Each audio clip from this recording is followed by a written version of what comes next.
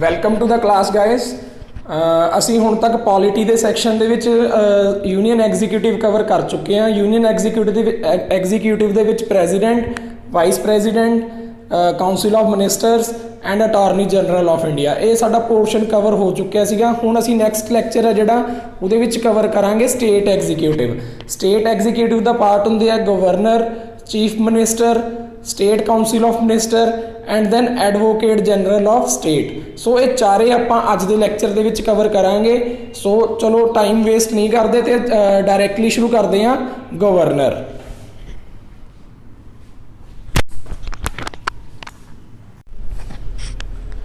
ਸੋ ਸ਼ੁਰੂ ਕਰਦੇ ਹਾਂ ਗਵਰਨਰ ਤੋਂ। ਸਟੇਟ ਐਗਜ਼ੀਕਿਊਟਿਵ ਦਾ ਪਹਿਲਾ ਪਾਰਟ ਹੈ ਜੋ ਗਵਰਨਰ ਹੈ। ਮੈਂ ਇੱਥੇ ਉੱਪਰ ਤੁਹਾਨੂੰ ਇੱਕ ਵਾਰੀ ਸਕਰੀਨ ਤੁਹਾਨੂੰ ਕੰਪਲੀਟ ਦਿਖਾ ਦਿੰਦਾ। ਜੇਕਰ ਕਿਸੇ ਬੱਚੇ ਨੇ ਸਕਰੀਨਸ਼ਾਟ ਲੈਣਾ ਹੋਵੇ ਤਾਂ ਉਹ ਸਕਰੀਨਸ਼ਾਟ ਲੈ ਕੇ ਰੱਖ ਸਕਦਾ ਇਸ ਚੀਜ਼ ਦਾ। ਤੇ ਚਲੋ ਸ਼ੁਰੂ ਕਰਦੇ ਹਾਂ। ਤੁਹਾਨੂੰ ਮੈਂ ਹੁਣੇ ਦੱਸ ਕੇ ਹਟਿਆ ਕਿ ਸਟੇਟ ਐਗਜ਼ੀਕਿਊਟਿਵ ਦਾ ਪਾਰਟ ਕੌਣ ਨੇ। ਸਭ ਤੋਂ ਪਹਿਲਾ ਪਾਰਟ ਹੈ ਗਵਰਨਰ, ਦੈਨ ਉਸ ਤੋਂ ਬਾਅਦ chief minister, then council of minister, then advocate general of India.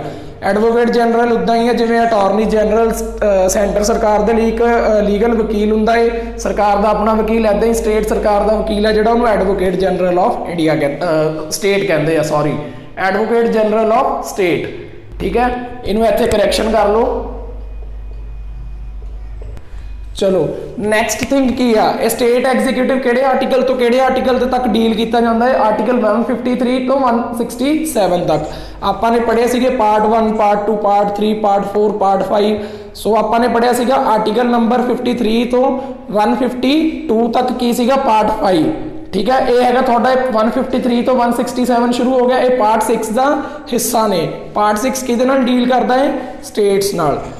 ਠੀਕ ਹੈ, ਇੱਥੋਂ ਤੱਕ ਸਮਝ ਆ ਗਿਆ। ਅੱਗੇ ਚਲੀਏ। ਚਲੋ ਹੁਣ ਆ ਜਾਓ ਤੁਸੀਂ ਗਵਰਨਰ ਦੇ ਉੱਤੇ। ਕੌਣ ਹੁੰਦਾ ਹੈ ਗਵਰਨਰ? ਗਵਰਨਰ ਦੇ ਅਲੱਗ-ਅਲੱਗ ਨਾਮ ਦਿੱਤੇ ਜਾਂਦੇ ਆ। ਜਿਵੇਂ ਆਪਾਂ ਨੇ ਪੜ੍ਹਿਆ ਸੀਗਾ ਪ੍ਰੈਜ਼ੀਡੈਂਟ ਕੀ ਹੁੰਦਾ ਹੈ, ਹੈਡ ਆਫ ਸਟੇਟ। ਜਿਹਨੂੰ ਸਟੇਟ ਉੱਥੇ ਆਪਾਂ ਗਿਣਦੇ ਆ ਕੰਟਰੀ ਨੂੰ, ਆਪਾਂ ਕਹਿ ਸਕਦੇ ਹਾਂ ਹੈਡ ਆਫ ਨੇਸ਼ਨ ਜਾਂ ਹੈਡ ਆਫ ਅ ਕੰਟਰੀ। ਐਦਾਂ ਹੀ ਗਵਰਨਰ ਕੀ ਆ, ਆਪਣੇ ਇੰਡੀਆ ਦੇ ਵਿੱਚ ਕਿਵੇਂ ਦਾ ਸਿਸਟਮ ਆ, ਪਾਰਲੀਮੈਂਟਰੀ ਸਿਸਟਮ ਆ। ਪਾਰਲੀਮੈਂਟਰੀ ਸਿਸਟਮ ਆਫ ਗਵਰਨਮੈਂਟ ਹੈ ਸੈਂਟਰ ਦੇ ਵਿੱਚ, ਔਰ ਸਟੇਟ ਦੇ ਵਿੱਚ ਵੀ ਉਹੀ ਪਾਰਲੀਮੈਂਟਰੀ ਸਿਸਟਮ ਆਫ ਗਵਰਨਮੈਂਟ ਹੈ।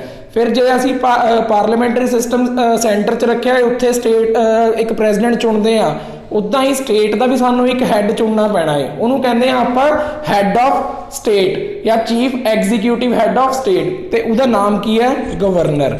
ਠੀਕ ਹੈ, ਇਹਨੂੰ ਅਲੱਗ-ਅਲੱਗ ਨਾਮ ਦਿੱਤੇ ਹੋਏ ਆ। Nominal head of state, titular head of state, agent of central government. So ਇਹ ਤੁਸੀਂ ਯਾਦ ਰੱਖਣਾ ਹੈ। ਕਈ ਵਾਰੀ ਕੁਐਸਚਨ ਆ ਜਾਂਦਾ ਹੈ ਕਿ who is non as the agent of central government, ਤਾਂ ਤੁਹਾਡਾ ਆਨਸਰ ਕੀ ਹੋਊਗਾ, ਗਵਰਨਰ। ਇਹ ਸਾਰੇ ਨਾਮ ਇਹਨਾਂ ਦੇ ਗਵਰਨਰ ਦੇ ਜਿਹੜੇ ਨਾਮ ਨੇ ਉਹ ਯਾਦ ਰੱਖਣੇ ਆ। Chief executive head of state governor ਨੂੰ ਕਿਉਂ ਕਿਹਾ ਜਾਂਦਾ ਹੈ? ਕਿਉਂਕਿ ਕੀ ਹੁੰਦਾ ਹੈ ਕਿ ਸਟੇਟ ਦੇ ਜਿੰਨੇ ਵੀ ਐਗਜ਼ੀਕਿਊਟਿਵ ਆਰਡਰਸ ਹੈ ਉਹ ਸਾਰੇ ਕਿਹਦੇ ਨਾਮ ਤੇ ਲਏ ਜਾਂਦੇ ਆ, ਕਿਹਦੇ ਨਾਮ ਦੇ ਉੱਤੇ ਕੰਮ ਕੀਤਾ ਜਾਂਦਾ ਹੈ ਸਾਰਾ, ਉਹ ਗਵਰਨਰ ਦੇ ਨਾਮ ਦੇ ਉੱਤੇ ਹੁੰਦਾ ਹੈ। ਜੇ ਕੋਈ ਲਾਅ ਪਾਸ ਹੁੰਦਾ ਹੈ ਤਾਂ ਲਾਗੂ ਹੁੰਦਾ ਹੈ, ਉਸ ਲਾਗੂ ਕਰਨ ਦੇ ਵਿੱਚ ਸੁਪਰੀਮ ਪਾਵਰ ਕੌਣ ਹੈ, ਗਵਰਨਰ ਹੈ ਸਟੇਟ ਦੇ ਵਿੱਚ, ਤਾਂ ਉਹਨੂੰ ਕਹਿ ਦਿੰਦੇ chief executive head of state. Executive ਦਾ ਮਤਲਬ ਲਾਅ ਨੂੰ ਇੰਪਲੀਮੈਂਟ ਕਰਨ ਵਾਲੀ ਬਾਡੀ, ਉਹਨੂੰ ਐਗਜ਼ੀਕਿਊਟਿਵ ਕਹਿ ਦਿੰਦੇ ਆਪਾਂ। ਨੋਮੀਨਲ ਹੈੱਡ ਆਫ ਸਟੇਟ ਕਿਉਂ ਕਿਹਾ ਜਾਂਦਾ ਹੈ? ਨੋਮੀਨਲ ਹੈੱਡ ਆਫ ਸਟੇਟ ਆਪਾਂ ਨੇ ਪ੍ਰੈਜ਼ੀਡੈਂਟ ਰਿਲੇਟਡ ਵੀ ਪੜ੍ਹਿਆ ਸੀਗਾ ਕਿ ਪ੍ਰੈਜ਼ੀਡੈਂਟ ਨੂੰ ਨੋਮੀਨਲ ਹੈੱਡ ਆਫ ਨੇਸ਼ਨ ਕਿਉਂ ਕਿਹਾ ਜਾਂਦਾ ਹੈ। ਕਿਉਂਕਿ ਪ੍ਰੈਜ਼ੀਡੈਂਟ ਹੈ ਜਿਹੜਾ ਉਹ ਸਿਰਫ ਇੱਕ ਨਾਮ ਮਾਤਰ ਪੋਸਟ ਬਣਾਈ ਗਈ ਹੈ। ਪਾਵਰਾਂ ਸਾਰੀਆਂ ਬੇਸਿਕਲੀ ਕਿਹਦੇ ਕੋਲੇ ਹੁੰਦੀਆਂ ਹੈ, ਪ੍ਰਾਈਮ ਮਿਨਿਸਟਰ ਕੋਲੇ। ਪ੍ਰੈਜ਼ੀਡੈਂਟ ਹਮੇਸ਼ਾ aid and advice of council of minister ਤੇ ਕੰਮ ਕਰਦਾ ਹੈ। ਆਪਣੀ ਡਿਸਕ੍ਰਿਸ਼ਨ ਉਹਦੀ ਲਿਮਿਟਡ ਡਿਸਕ੍ਰਿਸ਼ਨ ਆ 2 ਜਾਂ 3 ਚੀਜ਼ਾਂ ਦੇ ਵਿੱਚ। ਅਦਰਵਾਈਜ਼ ਉਹ ਹਮੇਸ਼ਾ ਕਿਹਦੇ ਕਹੇ ਤੇ ਐਕਟ ਕਰਦਾ ਹੈ, ਜੋ ਵੀ ਕਾਉਂਸਿਲ ਆਫ ਮਿਨਿਸਟਰ ਉਹਨੂੰ ਕਹਿੰਦੀ ਹੈ ਕਰਨੇ ਦੇ ਲਈ। ਸੋ ਤੁਹਾਨੂੰ ਕਲੀਅਰ ਹੈ ਨੋਮੀਨਲ ਕਿਉਂ ਹੈ। ਐਦਾਂ ਹੀ ਸਟੇਟ ਦੇ ਵਿੱਚ ਵੀ ਗਵਰਨਰ ਦਾ ਕੀ ਰੋਲ ਹੈ, ਗਵਰਨਰ ਕਾਉਂਸਿਲ ਆਫ ਮਿਨਿਸਟਰ ਹੈ, ਜਿਹੜੀ ਸਟੇਟ ਕਾਉਂਸਿਲ ਆਫ ਮਿਨਿਸਟਰ ਆ ਉਹਦੇ ਕਹੇ ਦੇ ਉੱਤੇ ਹੀ ਕੰਮ ਕਰਦਾ ਹੈ। ਠੀਕ ਹੈ, ਉਹਦੇ ਦਿੱਤੇ ਹੋਏ ਸਾਰੇ ਆਰਡਰਸ ਨੂੰ ਫੋਲੋ ਕਰਦਾ ਹੈ। ਫਿਰ ਟਾਈਟਿਊਲਰ ਹੈੱਡ ਦਾ ਮਤਲਬ ਕੀ ਆ ਕਿ ਇੱਕ ਤਰ੍ਹਾਂ ਦਾ ਦਿਖਾਵੇ ਦੀ ਪੋਸਟ ਹੈ ਬਸ। ਤਾਂ ਟਾਈਟਿਊਲਰ ਦਾ ਮਤਲਬ ਇਹੀ ਹੁੰਦਾ ਹੈ ਕਿ ਇਹਦੇ ਕੋਲੇ ਬਹੁਤੀਆਂ ਪਾਵਰਾਂ ਨਹੀਂ ਹੈਗੀਆਂ। ਉਸ ਤੋਂ ਬਾਅਦ agent of central government. Governor ਨੂੰ ਸੈਂਟਰਲ ਗਵਰਨਮੈਂਟ ਦਾ ਏਜੰਟ ਕਿਉਂ ਕਿਹਾ ਜਾਂਦਾ ਹੈ? ਕਿਉਂਕਿ ਗਵਰਨਰ ਇੱਕ ਇੱਦਾਂ ਦੀ ਪੋਸਟ ਹੈ ਜਿਹੜੀ ਕਿ ਸੈਂਟਰ ਦੀ ਸਰਕਾਰ ਅਗਰ ਕਿਸੇ ਸਟੇਟ ਨੂੰ ਕੰਟਰੋਲ ਕਰਨਾ ਚਾਹੁੰਦੀ ਹੈ ਉੱਥੋਂ ਦੀ ਗਵਰਨਮੈਂਟ ਨੂੰ, ਤਾਂ ਉਹ ਗਵਰਨਰ ਦੀ ਪੋਸਟ ਦੇ ਥਰੂ ਕਰ ਸਕਦੀ ਹੈ। ਕਿਉਂਕਿ ਗਵਰਨਰ ਨੂੰ ਅਪੁਆਇੰਟ ਵੀ ਕੌਣ ਕਰਦਾ ਹੈ, ਸੈਂਟਰ ਦੀ ਸਰਕਾਰ। ਪ੍ਰੈਜ਼ੀਡੈਂਟ ਅਪੁਆਇੰਟ ਕਰਦਾ ਤਾਂ ਪ੍ਰੈਜ਼ੀਡੈਂਟ ਕੀ ਆ, ਸੈਂਟਰ ਗਵਰਨਮੈਂਟ ਦਾ ਹਿੱਸਾ ਹੈ। ਸੋ ਇਸ ਕਰਕੇ ਵੀ ਇਹਨੂੰ ਆਪਾਂ ਕਹਿ ਦਿੰਦੇ ਹਾਂ ਏਜੰਟ ਆਫ ਸੈਂਟਰਲ ਗਵਰਨਮੈਂਟ। चलो नैक्सट थिंग ते आ जाओ कि गवर्नर ਨੂੰ अपॉइंट कौन करता है। मैं ਤੁਹਾਨੂੰ ਹੁਣੇ ਦੱਸ ਕੇ ਹਟਿਆ he is appointed by president by warrant under his hand and seal. So ये चीज़ ਤੁਹਾਨੂੰ पता होनी चाहिए है कि गवर्नर ਨੂੰ अपॉइंट कौन करता है। Very simple. तो उस तो बाद आ जाओ अगे कि गवर्नर जे तुसी गवर्नर लगना चाहते हो तो क्वालिफिकेशनस की होनी चाहिए, मिनीमम रिक्वायरमेंट की है किसी भी बंदे ने अगर गवर्नर लगना है। So the first and foremost thing की होंगी है सिटीजन ऑफ इंडिया। तुहानू भारत का नागरिक होना बहुत जरूरी है तो तुसी गवर्नर की पोस्ट के उत्ते लग सकते हो। उस तो बाद आ जाओ अगे second thing age above 35 years. कोई भी बंदा जिहदी 35 साल तो ज़्यादा उम्र है वो गवर्नर के लिए एलिजिबल है, गवर्नर लगन के लिए एलिजिबल है। अदरवाइज 35 साल तो घੱਟ उम्र का बंदा कोई भी गवर्नर नहीं लग सकता।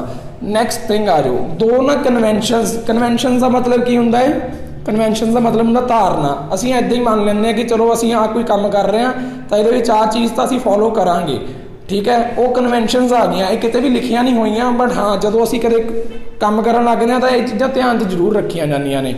गवर्नर नूं अपॉइंट करन लई दो इदां दीयां किहड़ियां चीज़ां ने। He must be an outsider. इहदा मतलब की आ आउटसाइडर का मतलब होंदा है कि जिहड़ी स्टेट दे विच किसी बंदे नूं तुसीं गवर्नर लगाउण लगे हो वो उसे स्टेट नूं बिलोंग नहीं करना, ठीक है। उत्थों बिलोंग ना करता हो, किसी बाहरली स्टेट में बिलोंग करता हो। सपोज करो कि पंजाब का कोई गवर्नर लगाना है तो तुसीं हरियाणे तो लगा सकते हो, हिमाचल तो लगा सकते हो, बिहार यूपी जिन्नियां भी स्टेट्स है, पर तुसीं पंजाब के बंदे नूं ही पंजाब का गवर्नर नहीं लगा सकते। ये एक जस्ट की है कन्वेंशन है, कोई लिखिया नहीं होया, हार्ड एंड फास्ट रूल नहीं है कि हाँ कि इदां ही होगा हर केस दे विच, बट ध्यान रखा जाता कि इदां होवे। मे बी पंजाब का बंदा भी लग सकता है। सो ये हार्ड एंड फास्ट वाला काम नहीं है। नैक्सट थिंग है जी वो है कि while appointing governor president must consult CM of state. किसी भी बंदे जो गवर्नर लगाना है तो प्रेजिडेंट की ड्यूटी बनती है कि वो एक बार CM की सलाह जरूर लऊँगा कि हाँ किहड़े बंदे नूं असीं लगाण लगे हाँ, तो CM भी अपना कोई कैंडीडेट रैकमेंड कर सकता है, ठीक है। इस चीज़ के उत्ते जरूर फोकस करो कि आ चीज़ां ने, बट ये की ने कन्वेंशनस ने, याद रखना, ठीक है। कन्वेंशनस की होंदियां ने। सो हुण तक आपां नूं क्लीयर है गवर्नर कौन है, ठीक है। गवर्नर की गवर्नर नूं अपॉइंट कौन करता है, उहदे अलग अलग नाम की है तो गवर्नर की एज की है। हुण तुसीं इस चीज़ दे विच एक पॉइंट मैं तुहानूं होर एड्रैस कर दिना, होर दस दिना। जदों असीं पढ़िया सीगा प्रेजिडेंट नूं जदों चुणदे आ तां उदों की हुंदा है, इलैक्शनस हुंदे आ। डायरैक्ट इलैक्शनस हुंदे आ जां इनडायरैक्ट इलैक्शनस हुंदे आ। प्रेजिडेंट के इलैक्शन दे विच इनडायरैक्ट इलैक्शन हुंदे आ। Proportional representation with single transferable voting system असी पढ़िया सीगा इस चीज़ बारे क्लास दे विच। सो सानू सब नूं पता होना चाहिए। बट गवर्नर के टाइम के उत्ते असी की कर रहे हैं, गवर्नर नूं सिर्फ अपॉइंट किया जाता है, इलैक्ट नहीं किया जाता। सो ये चीज़ हमेशा याद रखियो, गवर्नर का कोई भी इलैक्टोरल कॉलेज नहीं होंदा, प्रेजिडेंट का एक इलैक्टोरल कॉलेज होंदा है जिहदे विच की होंदा है elected members of parliament, elected members of state assemblies and elected members of Delhi and Puducherry assembly. वो उन्होंने वोट पा के चुनते हैं, ठीक है। बट इत्थे की है, इत्थे सिर्फ प्रेजिडेंट ही उन्होंने अपॉइंट करता है। ये चीज़ थानू भुलनी नहीं चाहिए। ये चीज़ का डिस्टिंक्शन आ जाती है गवर्नर और प्रेजिडेंट के विच फर्क जो आप पढ़ांगे उत्थे आपां नूं पता लगता कि प्रेजिडेंट की अपॉइंटमेंट प्रेजिडेंट नूं किद्दां चुनदे आ बाई इलैक्शन ते गवर्नर नूं किवें चुनदे आ बाई अपॉइंटमेंट। चलो नैक्सट थिंग, हुण कोई बंदा गवर्नर की आ रिक्वायरमेंट सैटिस्फाई कर दिंदा है, ठीक है। वो 35 साल का भी है, वो इंडियन भी है, कन्वेंशन वो आउटसाइड द स्टेट भी है, तो कंसल्ट भी होगा। चलो गवर्नर लगाता किसी बंदे नूं। गवर्नर लगने तो बाद सब तो पहला काम की हुंदा है, सब तो पहला काम हुंदा है ओथ टेकिंग सैरेमनी। सौं चुक समागम किया जाता है जिस दे विच कि गवर्नर की करता है, ओथ लैंदा है अपने ऑफिस की जिहड़ी स्पैशल ओथ है। वो ओथ कित्थे मैंशन है, आपां ने पढ़िया सीगा शेड्यूल्स दे विच मैंशन है, ठीक है। शेड्यूल्स याद है, तीजा शेड्यूल गल करता है ना ओथ।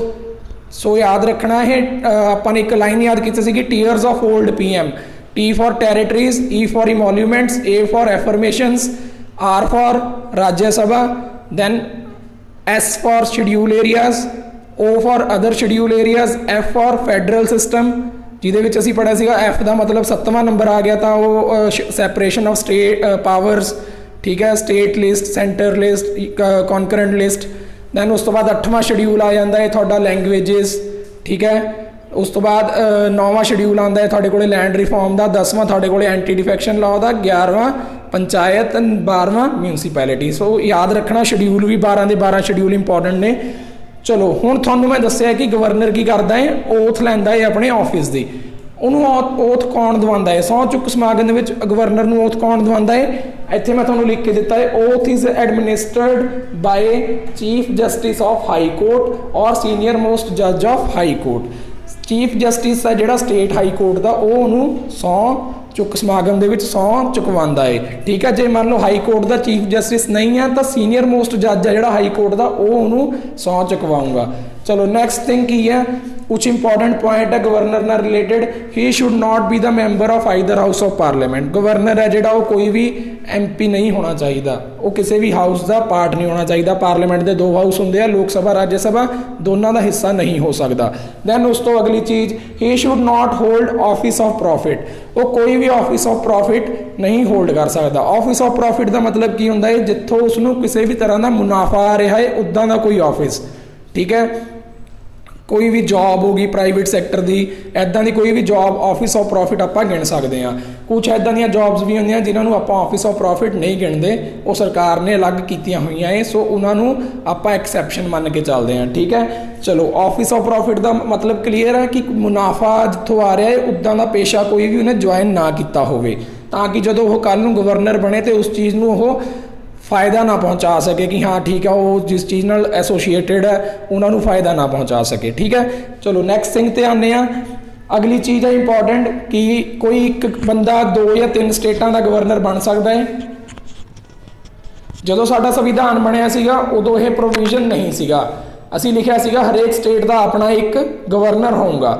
बट अज के टाइम के उत्ते साडा की सिस्टम है, ये सिस्टम चेंज हो चुका है। कोई भी 2 स्टेटां का एक गवर्नर हो सकता है। किवें हो सकता है, इस चीज़ के उत्ते ध्यान दिओ। 7वीं अमेंडमेंट सीगी जिहड़ी संविधान की प्रोविजन, यह प्रोविजन कदों ऐड होया? Provision added by 7th amendment act. ठीक है, so same person can be appointed governor of 2 state. इक्को बंदा 2 स्टेट्स का गवर्नर अपॉइंट किया जा सकता है, इस चीज़ को याद रखना। सो हुण इत्थों तक तुहानूं आई थिंक सारा कुछ समझ आ गया होगा। इस तो अगे कंटिन्यू करते हैं कि गवर्नर की टर्म ऑफ ऑफिस कितनी आ। ठीक है, वो किन्ने टाइम के लिए चुनिया जाता है? गवर्नर की टर्म है जी ऑफिस की, वो है 5 ईयर्स। ठीक है, 5 साल लिए चुनिया जाता है। गवर्नर को किसी भी टाइम के उत्ते रिमूव भी किया जा सकता है। यह डिस्क्रिशन किहदा हुंदा है? यह प्लैजर, इनू आपां कहंदे एट प्लैजर ऑफ प्रेजिडेंट। प्रेजिडेंट की मन मर्जी है, वो किसी भी टाइम गवर्नर रिमूव करके उन्होंने किसी होर बंदे नाल रिप्लेस भी कर सकता है।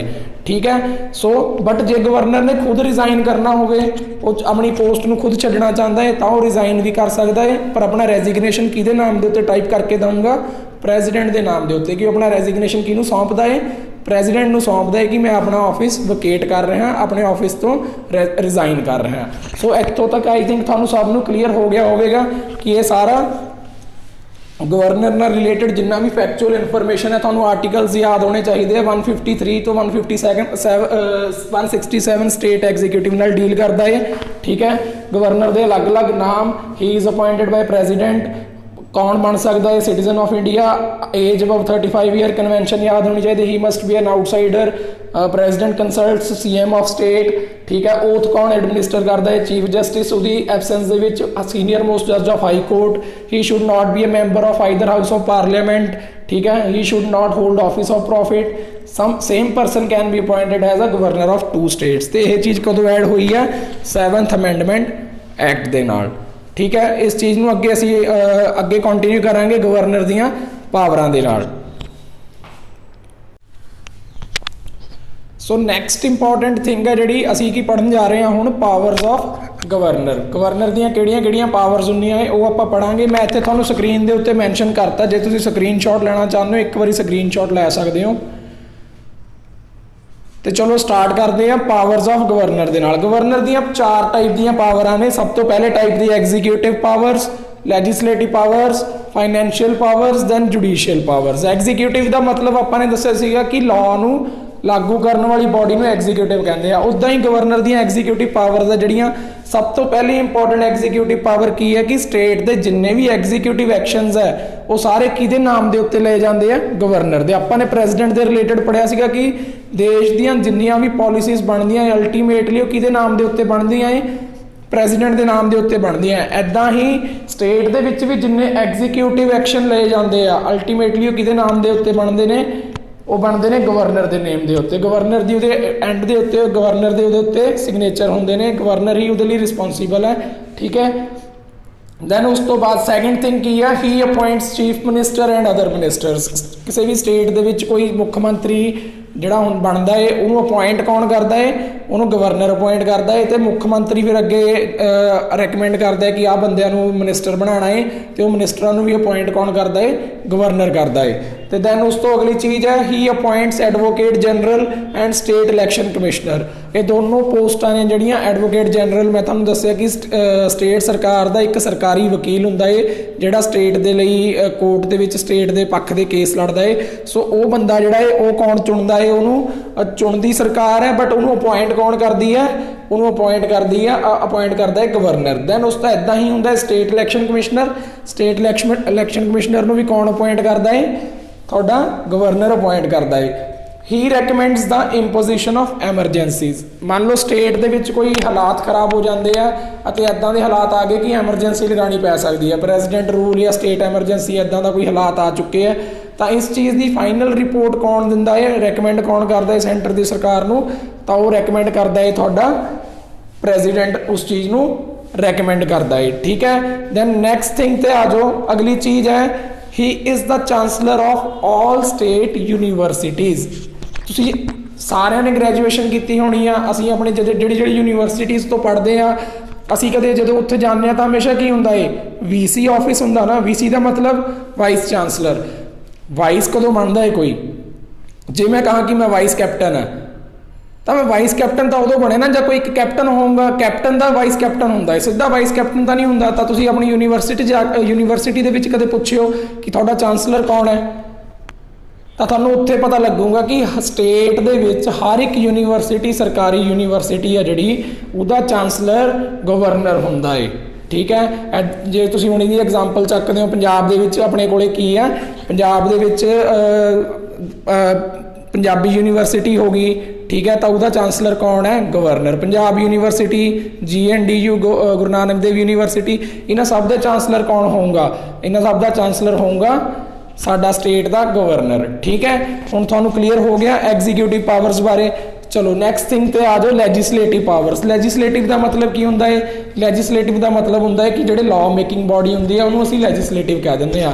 ਲੈਜਿਸਲੇਟਿਵ ਪਾਵਰ ਦੇ ਵਿੱਚ ਸਭ ਤੋਂ ਪਹਿਲੀ ਪਾਵਰ ਹੈ ਜਿਹੜੀ, ਉਹਦੀ ਕੀ ਆ, ਹੀ ਸਮਨਸ ਔਰ ਪ੍ਰੋਰੋਗ ਸਟੇਟ ਲੈਜਿਸਲੇਚਰ ਔਰ ਡਿਸੋਲਵਸ ਇਟ, ਠੀਕ ਹੈ। ਇਹਦਾ ਮਤਲਬ ਸਮਝੋ, ਸਮਨਸ ਦਾ ਮਤਲਬ ਕੀ ਹੁੰਦਾ ਹੈ ਕਿ ਸੱਦਣਾ, ਸੰਮਣ ਆ ਗਏ ਕਿਸੇ ਨੂੰ, ਆਪਾਂ ਕਹਿੰਦੇ ਆ ਨਾ ਕਿ ਕਚਹਿਰੀਆਂ ਤੋਂ, ਕੋਰਟ ਤੋਂ ਸੰਮਣ ਆ ਗਏ, ਤਾਂ ਉਹਦਾ ਮਤਲਬ ਕੀ ਹੁੰਦਾ ਹੈ, ਉਹਨਾਂ ਨੂੰ ਸੱਦਿਆ ਜਾਂਦਾ ਹੈ ਕਿ ਤੁਹਾਡੇ ਅਗੇਂਸਟ ਕੋਈ ਕਾਰਵਾਈ ਹੋਈ ਹੈ ਤਾਂ ਤੁਹਾਨੂੰ ਬੁਲਾਇਆ ਗਿਆ ਹੈ ਕੋਰਟ ਦੇ। ਐਦਾਂ ਹੀ ਜਦੋਂ ਸਟੇਟ ਦਾ ਲੈਜਿਸਲੇਚਰ ਹੈ, ਸਟੇਟ ਵਿਧਾਨ ਸਭਾ ਹੈ, ਜਦੋਂ ਉਹਨੂੰ ਸੱਦਣਾ ਹੁੰਦਾ ਹੈ ਤਾਂ ਉਹ ਕੌਣ ਕਰਦਾ ਹੈ, ਤੁਹਾਡਾ ਗਵਰਨਰ ਕਰਦਾ ਹੈ, ਠੀਕ ਹੈ। ਤੇ ਪ੍ਰੋਰੋਗ ਦਾ ਮਤਲਬ ਹੁੰਦਾ ਹੈ ਕਿ ਉਸ ਚੀਜ਼ ਨੂੰ ਸਥਗਿਤ ਕਰਨਾ, ਤਾਂ ਉਹ ਵੀ ਕੌਣ ਕਰਦਾ ਹੈ, ਜਦੋਂ ਮੰਨ ਲਓ ਵਿਧਾਨ ਸਭਾ ਦਾ ਸੈਸ਼ਨ ਚੱਲਦਾ ਹੈ ਤਾਂ ਉਹਨੂੰ ਰੋਕ ਦਿੱਤਾ ਜਾਂਦਾ ਹੈ, ਤਾਂ ਉਹ ਵੀ ਅਲਟੀਮੇਟਲੀ ਪਾਵਰ ਕਿਹਦੇ ਕੋਲੇ ਆ, ਗਵਰਨਰ ਦੇ ਕੋਲੇ ਆ, ਠੀਕ ਹੈ। Then dissolves it. State assembly ਨੂੰ ਡਿਸੋਲਵ ਕਦੋਂ ਕੀਤਾ ਜਾਂਦਾ ਹੈ, ਜਦੋਂ ਮੰਨ ਲਓ ਕੋਈ ਸਰਕਾਰ ਇਨਕੰਪੀਟੈਂਟ ਹੋ ਗਈ, ਕੈਪੇਬਲ ਨਹੀਂ ਹੈ, ਜਾਂ ਉਹਦੇ ਮੈਜੋਰਿਟੀ ਨਹੀਂ ਹੈ ਉਹਦੇ ਕੋਲੇ, ਤਾਂ ਉਸ ਹਾਊਸ ਨੂੰ ਕੀ ਕਰ ਦਿੱਤਾ ਜਾਂਦਾ ਹੈ, ਡਿਸੋਲਵ ਕਰ ਦਿੱਤਾ ਜਾਂਦਾ ਹੈ, ਖਤਮ ਕਰ ਦਿੱਤਾ ਜਾਂਦਾ ਹੈ।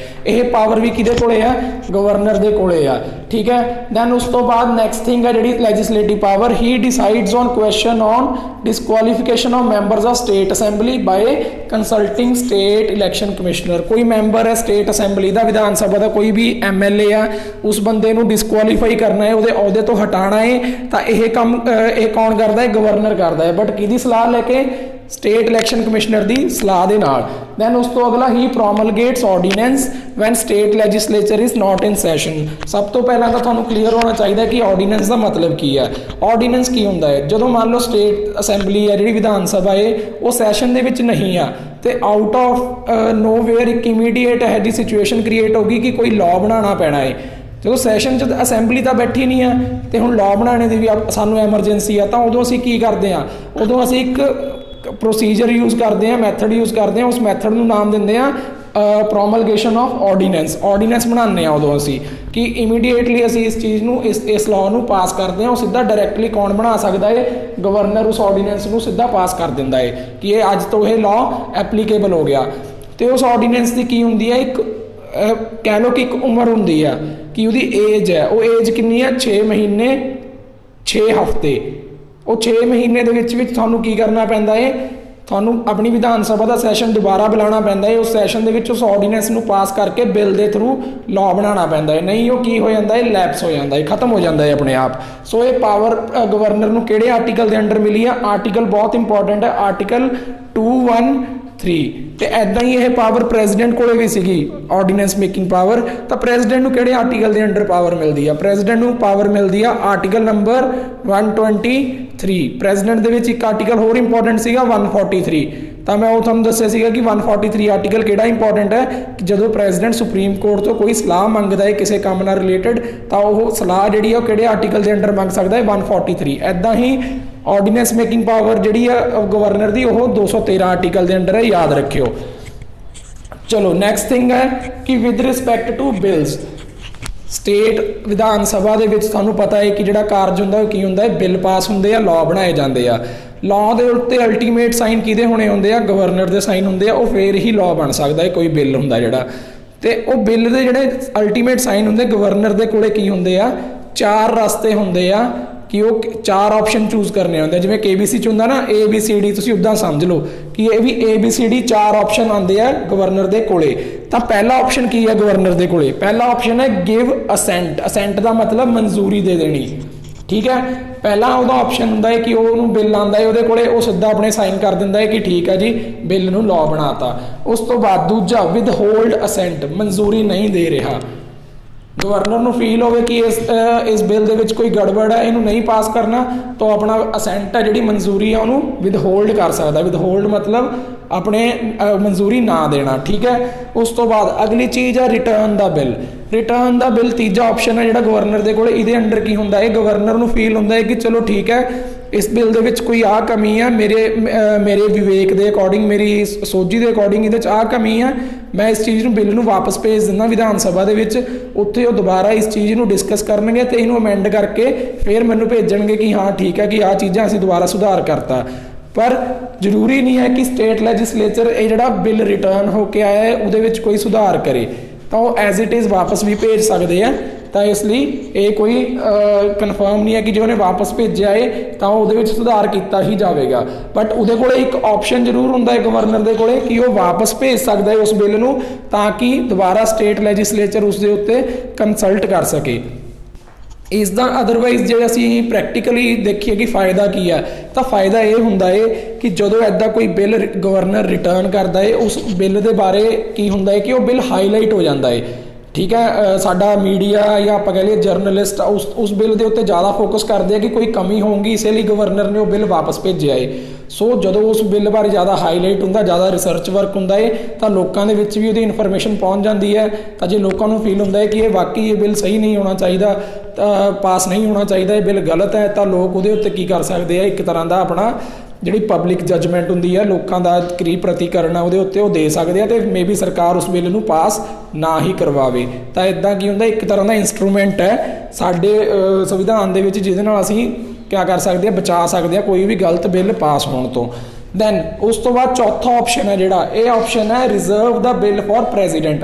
आपने जो प्रेजिडेंट पढ़िया सीगा उदों आपने पढ़िया सीगा कि प्रेजिडेंट कोले 3 ऑप्शन होंदे आ, बट गवर्नर कोले चौथा ऑप्शन भी है। गवर्नर की कर सकता है, कोई भी बिल है जिहड़ा उहनूं रिजर्व कर सकता है, किहदे लई, प्रेजिडेंट दे लई। वो कह सकता है कि हाँ जी ये बिल मैं रखता, ये बिल हुण प्रेजिडेंट कोले जाऊँगा अगे, इहनूं प्रेजिडेंट ही पास करके देणगे कि मैं इस बिल के उत्ते पास नहीं कर सकता इस बिल नूं, ठीक है। सो वो चौथा ऑप्शन जिहड़ा reserve the bill for president.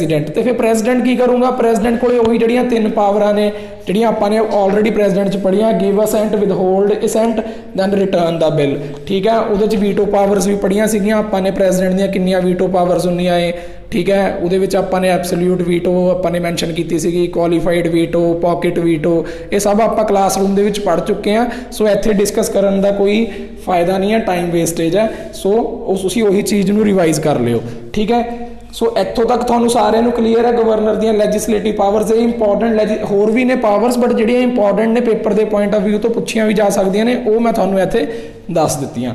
Then उस तो बाद आ ਜਾਂਦੀਆਂ फाइनैंशियल पावर्स। फाइनैंशियल मतलब पैसे का लेन देन है, जिद्दां दा भी ਮਨੀ ਨਾਲ ਰਿਲੇਟਡ ਜਿਹੜੀਆਂ ਪਾਵਰਸ ਨੇ। He constitutes state finance commission for every 5 years. ਉਹ ਕੀ ਕਰਦਾ ਹੈ, ਇੱਕ ਸਟੇਟ ਫਾਈਨਾਂਸ ਕਮਿਸ਼ਨ ਬਣਾਉਂਦਾ ਹੈ। ਸਟੇਟ ਫਾਈਨਾਂਸ ਕਮਿਸ਼ਨ ਦਾ ਕੰਮ ਕੀ ਹੁੰਦਾ ਹੈ, ਜਿਹੜੀਆਂ ਸਾਡੀਆਂ ਪੰਚਾਇਤਸ ਹੈ, ਮਿਊਨਿਸਪੈਲਿਟੀਜ਼ ਆ, ਉਹਨਾਂ ਨੂੰ ਕਿੰਨਾ ਪੈਸਾ ਜਾਣਾ ਚਾਹੀਦਾ ਹੈ, ਉਹ ਕਿਵੇਂ ਆਪਣਾ, ਜੇ ਉਹਨਾਂ ਨੇ ਕੋਈ ਸਿਸਟਮ ਲੈ ਕੇ ਆਉਣਾ ਹੈ ਪੈਸਾ ਕਮਾਉਣੇ ਦਾ, ਜਾਂ ਉਹ ਉਹਨਾਂ ਨੂੰ ਕਿੰਨੇ ਡਾਈਵਰਜਨ ਹੋਣੀ ਚਾਹੀਦੀ ਹੈ ਪੈਸੇ ਦੀ, ਤਾਂ ਉਹ ਕੌਣ ਡਿਸਾਈਡ ਕਰਦਾ ਹੈ, ਸਟੇਟ ਫਾਈਨਾਂਸ ਕਮਿਸ਼ਨ, ਜਿਹੜਾ ਕਿ ਹਰ 5 ਸਾਲ ਬਾਅਦ ਦੁਬਾਰਾ ਬਣਾਇਆ ਜਾਂਦਾ ਹੈ। ਬਣਾਉਂਦਾ ਕੌਣ ਹੈ ਇਹਨੂੰ, ਗਵਰਨਰ ਬਣਾਉਂਦਾ ਹੈ। He makes sure that the budget is laid before state legislature. ਜਿਹੜਾ ਹਰੇਕ ਸਾਲ ਸਾਡਾ ਬਜਟ ਰੱਖਿਆ ਜਾਂਦਾ ਹੈ, ਉਹ ਕੌਣ, ਉਸ ਬਜਟ ਦੀ ਜ਼ਿੰਮੇਵਾਰੀ ਕੌਣ ਲੈਂਦਾ ਹੈ, ਕਿ ਪ੍ਰੈਜ਼ੀਡੈਂਟ ਲੈਂਦਾ ਹੈ, ਕਿ ਹਰ ਸਾਲ ਉਹਦੀ ਜ਼ਿੰਮੇਵਾਰੀ ਹੈ ਕਿ ਇਹ ਬਜਟ ਸਟੇਟ ਲੈਜਿਸਲੇਚਰ ਦੇ ਵਿੱਚ ਰੱਖਿਆ ਜਾਵੇ। ਠੀਕ ਹੈ। ਦੈਨ ਉਸ ਤੋਂ ਬਾਅਦ ਨੈਕਸਟ ਕੁਐਸਚਨ ਹੈ, money bill can be, question next point ਹੈ, money bill can be introduced only with his prior recommendation. ਇਹ ਪਹਿਲਾਂ ਸਮਝੋ ਮਨੀ ਬਿੱਲ ਹੁੰਦਾ ਕੀ ਆ। ਕੋਈ ਵੀ ਬਿੱਲ ਜਦੋਂ ਪੈਸੇ ਦੇ ਲੈਣ ਦੇਣ ਦੇ ਨਾਲ ਕੋਈ ਸੰਬੰਧਿਤ ਬਿੱਲ ਪਾਸ ਕੀਤਾ ਜਾਂਦਾ ਹੈ, ਉਹਨੂੰ ਅਸੀਂ ਕਹਿੰਦੇ ਹਾਂ ਮਨੀ ਬਿੱਲ। ਠੀਕ ਹੈ।